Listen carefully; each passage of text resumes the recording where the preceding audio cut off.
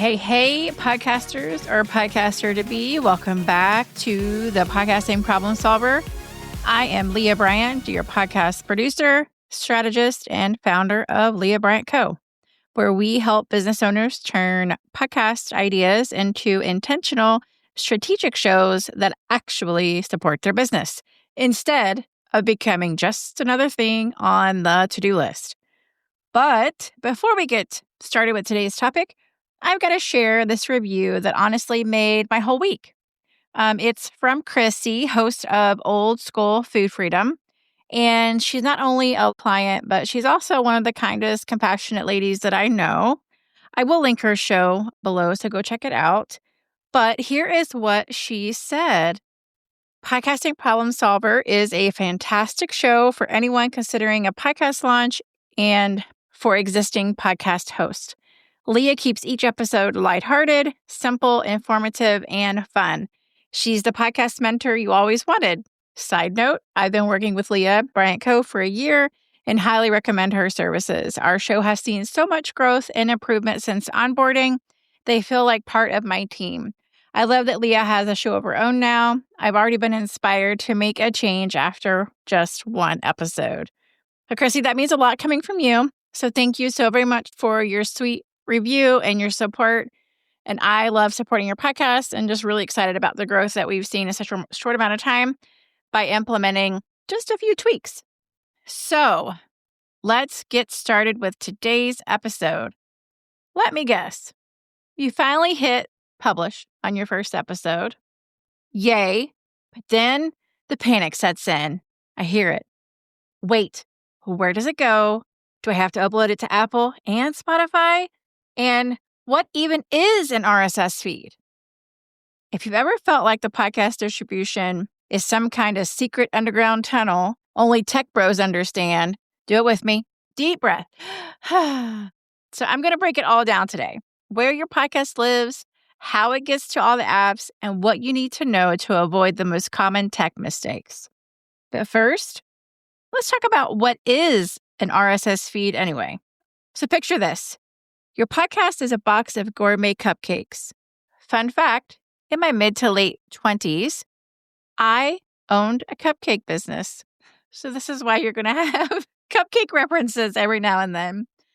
But so your podcast is like a box of gourmet cupcakes, and your host, Buzzsprout, is the bakery. The RSS feed, well, that's your delivery truck.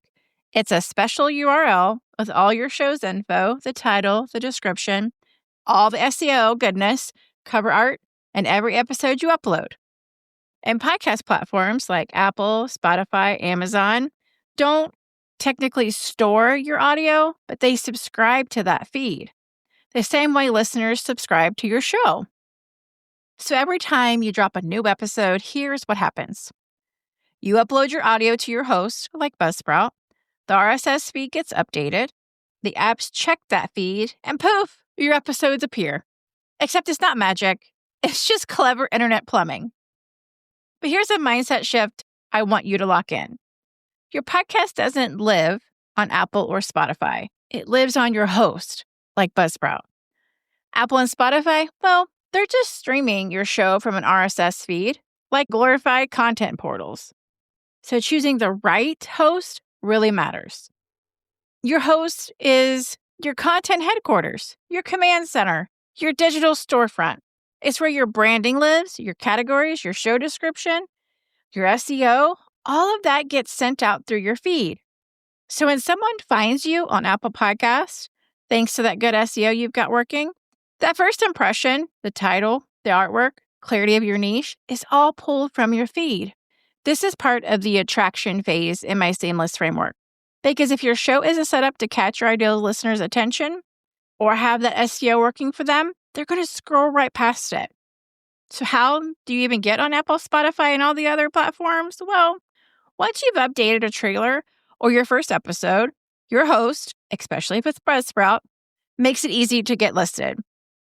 What you're going to do is you just copy your RSS feed, paste it into the submission forms, and hit submit. One pro tip for you is that Apple can take up to 5 days to approve. Spotify is usually instant. So if it's taking a minute, don't panic. It's normal. I've actually seen it not take up to 5 days, except around the holidays, so keep that in mind.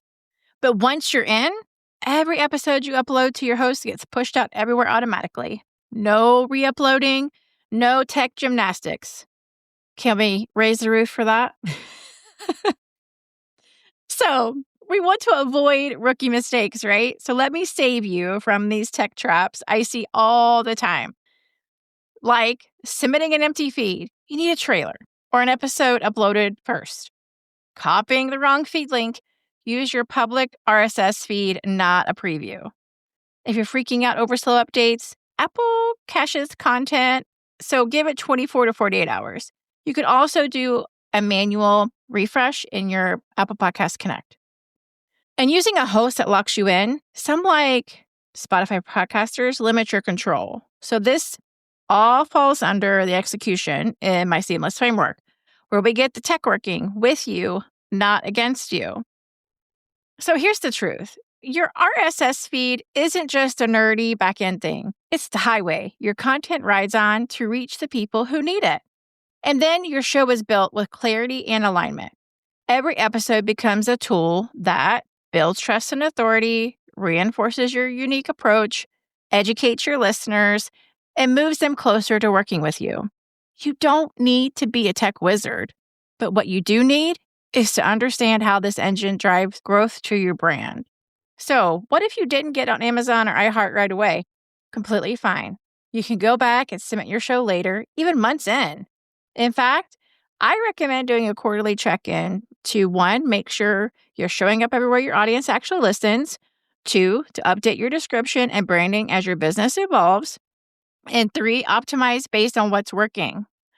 Podcasting isn't supposed to be set it and forget it. But with the right tools, it doesn't have to be overwhelming either, especially when you're not juggling 12 platforms every week. Getting your podcast out into the world isn't about uploading it everywhere, manually, or decoding tech jargon for hours. It's really about understanding the why behind the process so your podcast works for you, not the other way around. So whether you're gearing up to launch or you're already a few episodes in and still wondering how it actually all connects, use this episode as your tech blueprint. And if you want a step-by-step roadmap that walks you through everything from concept to launch without the overwhelm, then you definitely want to grab my seamless podcast launch roadmap with Private Podcast. It's everything I teach my clients broken down into bite-sized, doable steps. And if you want weekly pep talks, podcast tools, and behind-the-scenes strategy, well, hop on over to my newsletter. The link's in the description below.